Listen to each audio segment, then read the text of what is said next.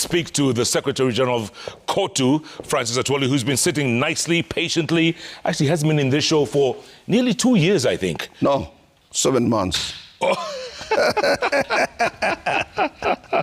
Okay. Are you going to make some predictions? I was here in April last. Did you make some Did you make the Trump prediction? Well, you said Trump won in 2020. Yeah. That's what you had said. I had said like that. Did you think he was going to win this time? I told you that if he was not rigged out 2020, he would have won elections. Correct. But you know what happened in Atlanta, Georgia? Yeah. Yeah, and even BBC serialized what happened in Atlanta, Georgia, when they were stuffing votes boxes, ballot boxes and so on. Ni kama Kenya? I know, sio kama Kenya. World over, people have interests. Okay, speaking of interests, how do you impeach a deputy president in about less than 2 years into your administration? Who does that? I think it is because of discipline. What do you mean, discipline? Yeah, it is discipline. Because let me tell you, maybe under new constitution, nobody had faced such disciplinary measures. But I can tell you, you don't underrate William Samoei Ruto. He's a shrewd politician. If you stand on his way, he will show you that he has support. Unlike other people, and he doesn't fear. Because if it were other politicians or past politicians, would have been afraid of the backlash, what will have to happen after the impeachment. Yeah. But to impeach him, I mean, I thought they were friends. I thought they got along, or they just had political interests. There is nothing like that in politics. Yeah. There's no politics is about interests. If we take care of our interests together, we contribute to it together, then you are safe and I'm safe. So what did Ricky G do wrong?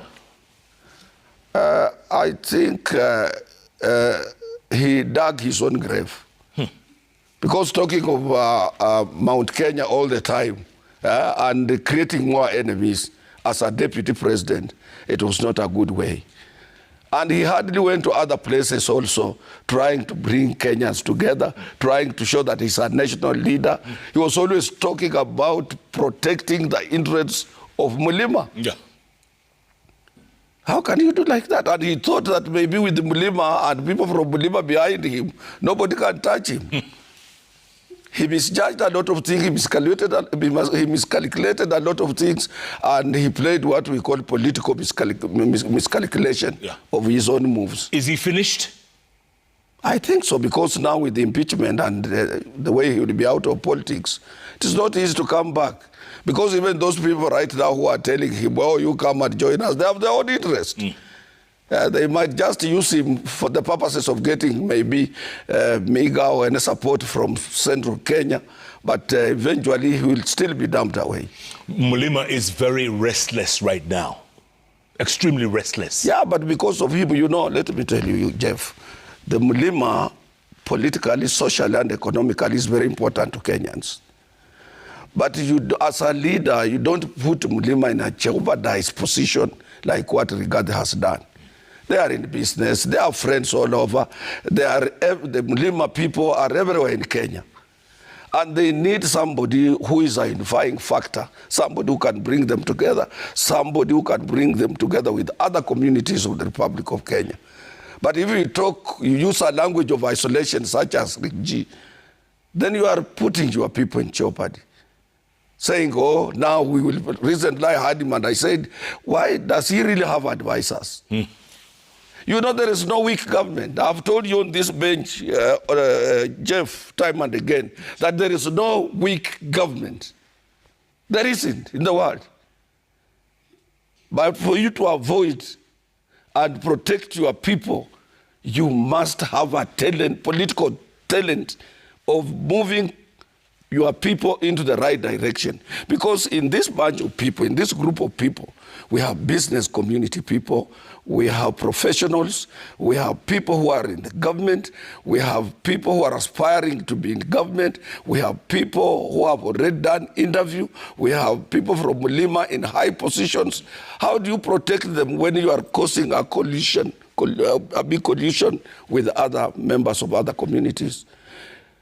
Other communities will come together, and that is what used to happen during Moi's time. When did Mulima do it? You want to tell me Rigathi will have people more than Matiba? more than Rubia.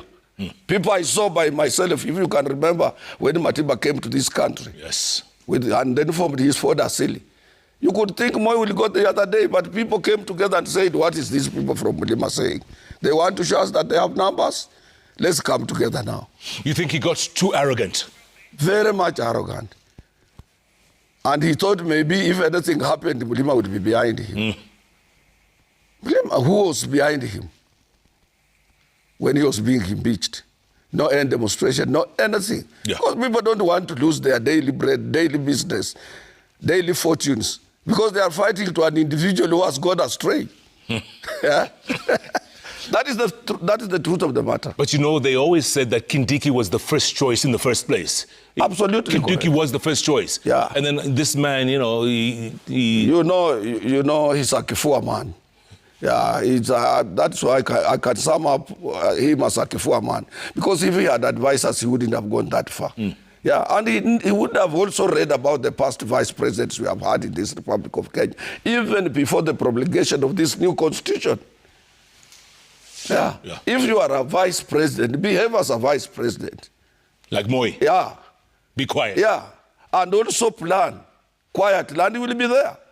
But if you play politics of confrontation, you know, when I dismissed Gashagua, it's when he had a press conference in Mombasa attacking the director of NSIS. Yes. I said, this man is not a thinker. You don't do that.